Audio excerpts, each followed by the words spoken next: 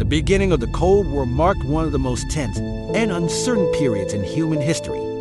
Following the end of World War II in 1945, the world was divided into two blocs.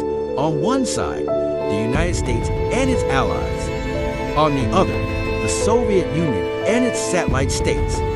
At the center of this new geopolitical order loomed the shadow of nuclear weapons.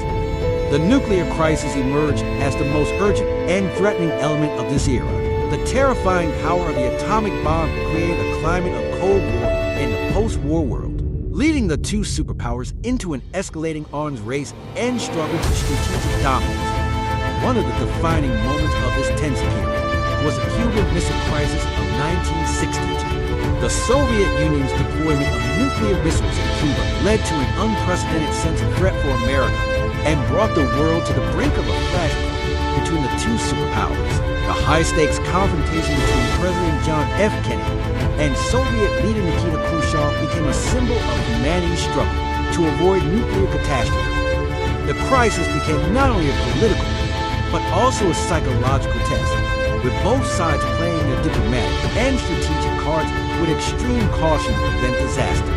However, the nuclear crisis represents not just a moment in the Cold War, but also the beginning of a new world order.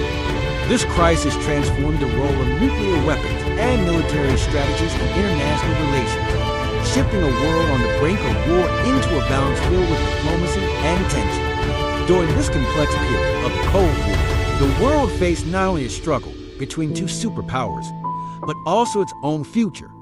The nuclear crisis left a lasting impact as a historical juncture, marking the depths of the Cold War and global security.